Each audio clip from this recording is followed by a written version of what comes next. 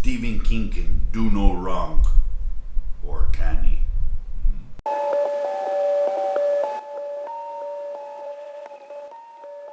Welcome back to another edition of Drotalks AudioBooks. Dro here. Today I'm going to be going over the top 5 Stephen King audiobooks that you probably shouldn't read or listen to or actually do anything with them. But before we get started, if you're an audiobook enthusiast like myself, do me a favor and hit that subscribe. That way you can stay tuned for more audiobook content.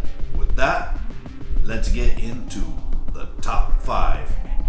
Quick disclaimer before we start the top 5. I think it is very valid to say that even a bad Stephen King book is a pretty good book. With the disclaimer out the way, let's jump into number 5 is The Dead Zone. Written by Stephen King. I guess I don't have to say that all these books were written by Stephen King. And narrated by James Franco. This book is a favorite for a lot of people. And I did not read the book, I only listened to the audiobook. So this might be suffering what some books do suffer. An audiobook can actually make an experience better or worse. And I personally did not like the narration of James Franco. I don't know if it was him or the material that he had to work with, but I was really bored for the majority of this book.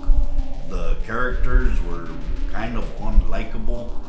The big elements behind it were anticlimactic. I almost didn't finish this book and I had to force myself to soldier on. There were good parts to it. Some of the more psychic elements were pretty on point. Some of the side characters were pretty good. But besides that, I would say stay away from Dead Zone. Coming in at number 4 is the Tommyknockers. The Tommyknockers is an awesome audiobook.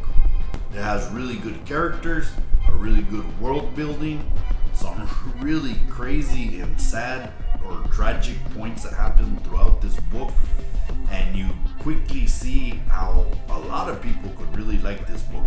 But this book has some problems. The first problem is the portrayal of alcoholism and its relationship to nuclear energy. Our main protagonist here, which I don't remember his name, and it's probably not worth remembering, pretty much destroys his life when he has everything going for him because he suffers from a bout of alcoholism with fury against nuclear energy. And although I do believe that this is possible, I know that alcoholism can ruin lives. It's just the way that he spirals out of control is generic.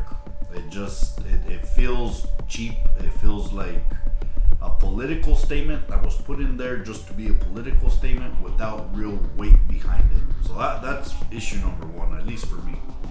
Issue number 2 is the main plot of the series. It involves aliens that are, kind of like body snatchers taking over this small town. There's the pre-elements of the dome being shined through here, where there's this invisible barrier that's actually affecting everything within this area, especially the residents.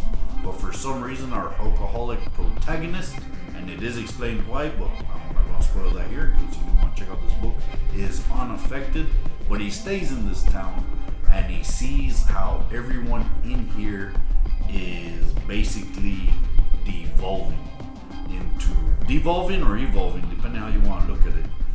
And this is another big problem because this is an alien species that has mastery of interstellar travel, yet they make some really, really dumb choices. Like, really dumb.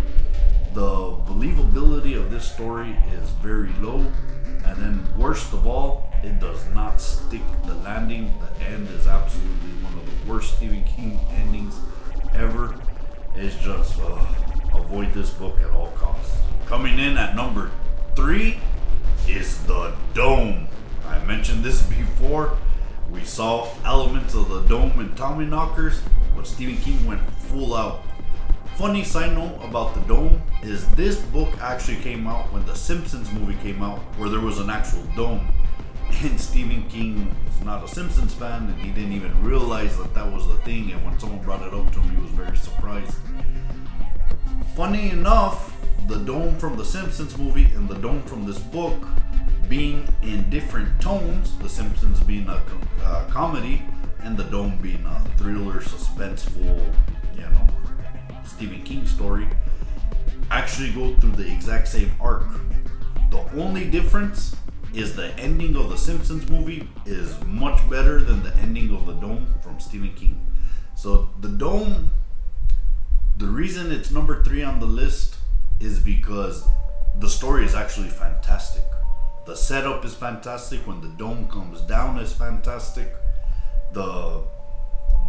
All the energy between the characters that are trapped inside this sphere is fantastic. The horrible atrocities that happen from this barrier just coming down. I mean, people getting separated from their loved ones. Yeah, I mean, everything in the story is so amazing. So when the ending crashed and burned the way that it did, it just felt like you wasted your time. This was truly the worst Stephen King ending ever. It took what could have been a fantastic story, and it's just like he ran out of ideas and how should I end this, and he just closed the book on it in a very unsatisfying way, and it was just crash and burn. So stay away from the dome. Coming in at number 2 is The Mist. So The Mist is actually a pretty good book, and it's actually a pretty good story. It's probably better than some of these on here, but the reason I would say stay away from this audiobook is because the movie, The Mist, is, in my opinion, 100 times better. There are some parts to the audiobook that are good and probably are better than the movie. Stay away from the TV series. Just don't even go there. Pretend there wasn't a Mist TV series. But the movie was actually probably one of my favorite Stephen King adaptations. And being that the movie is so good and it's only like a little bit less than 2 hours long, save yourself the time of listening to this book and just watch the movie. Now, coming in at number 1, my least favorite Stephen King book of all time is hands down Sleeping Beauties. Sleeping Beauties takes what could have been a really good story and just failed at every end. There are good aspects to this book. There was a couple characters I really liked. There's a female guard that was fighting the sleep, and I mean, she didn't fall asleep for a very long time, and she was absolutely fantastic. The protagonist's wife, which is kind of a protagonist, the villain, the human villain, it was bad. This is a bad story. This is one part where the world building did not save it at all. There were some positive elements. I was able to kind of force myself through this, but just the story was just too weak. Political points were put in there just for the sake of putting in political points. They weren't even done well, and just this was an ultimate failure. The ending was anticlimactic. The beginning was bad. The story didn't make no sense. Why this town? It's all over the place. This is a bad book. Stay away. This book, I can honestly say, I do not recommend. There's nothing good about this book, bar a couple pretty cool characters, and it's just not worth drudging through this book for those 2 characters. So yeah, those are my top 5 Stephen King books that I suggest you just live without.